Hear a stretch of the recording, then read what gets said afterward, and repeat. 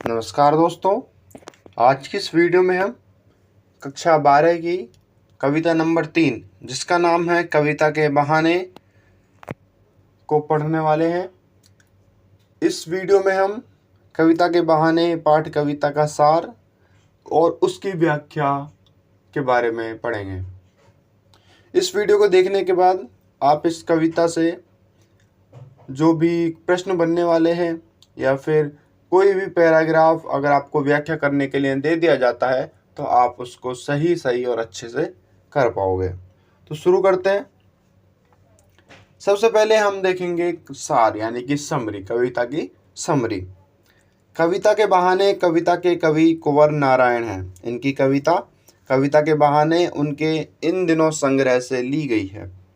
आज का समय कविता के वजूद को लेकर चिंतित है। कवि को शक है कि आधुनिक यंत्रों के दबाव से कविता का अस्तित्व नहीं रहेगा। ऐसे में यह कविता की अपार संभावना को टटोलने का एक अवसर देती है।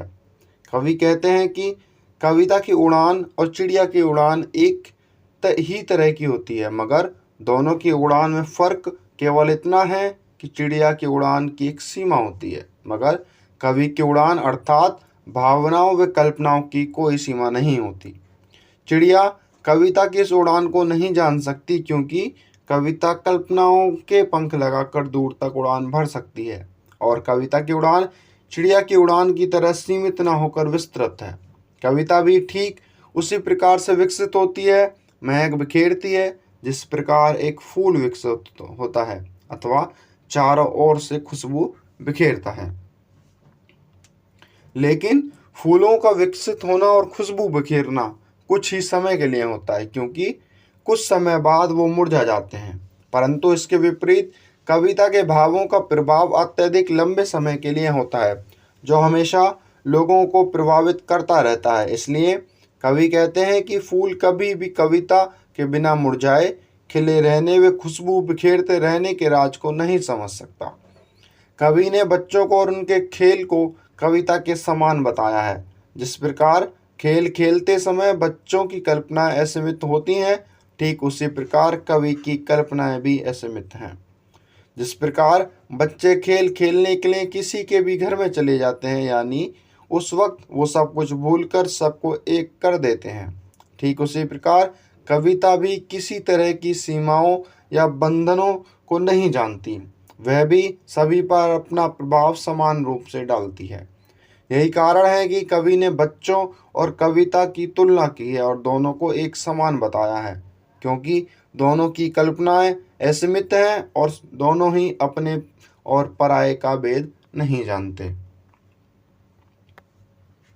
ये थी इस कविता का समरी, इस कविता का सार। अब हम देखते हैं इस कविता की लाइन बाय लाइन व्याख्या।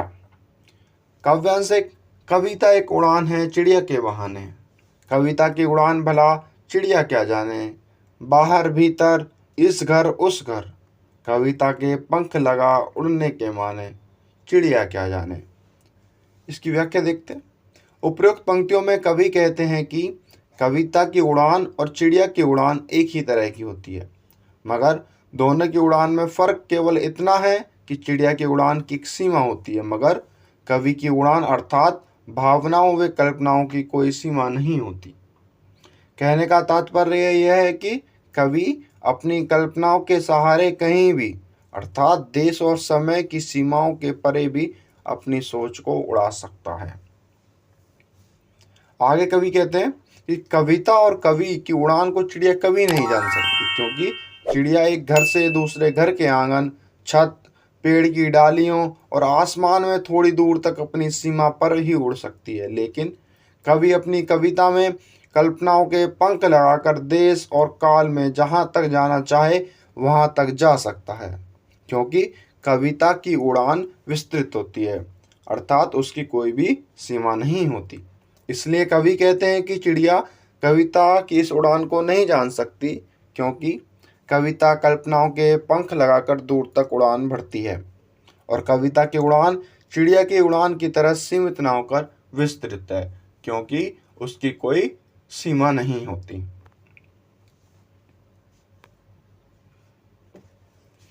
अब आते हैं काव्यांश नंबर 2 पे। कविता एक खिलौना है फूलों के बहाने, कविता का खिलना भला क्या फूल क्या जाने, बाहर भीतर इस घर उस घर, बिना मुरझाए महकने के माने, फूल क्या जाने। कविता एक खेल है बच्चों के बहाने, बाहर भीतर यह घर वह घर, सब घर एक कर देने के माने, बच्चा ही जाने। व्याख्या। उपरोक्त पंक्तियों में कवि कहते हैं कि कविता भी ठीक उसी प्रकार से विकसित होती है, महक बिखेरती है, जिस प्रकार एक फूल विकसित होता है। यहाँ पर कवि ने कविता और फूल का आपस में कंपैरिजन कर दिया है, तुलना कर दिया है।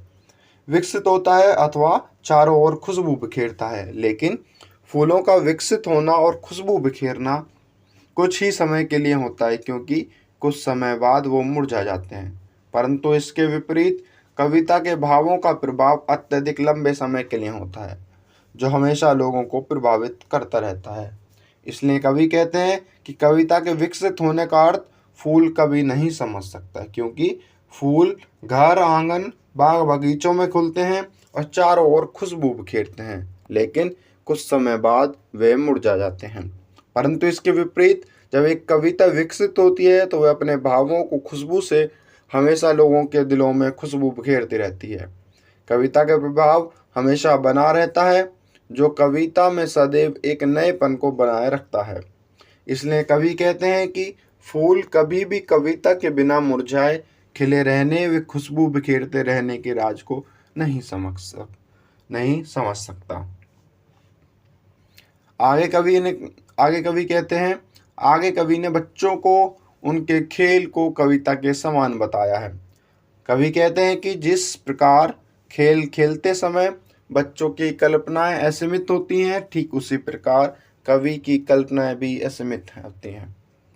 जिस प्रकार बच्चे खेल खेलने के लिए किसी के भी घर चले जाते हैं, यानी उस वक्त वो सब कुछ भूलकर सबको एक कर देते हैं, ठीक उसी प्रकार कविता भी किसी तरह के सीमाओं या बंधन को नहीं जानती।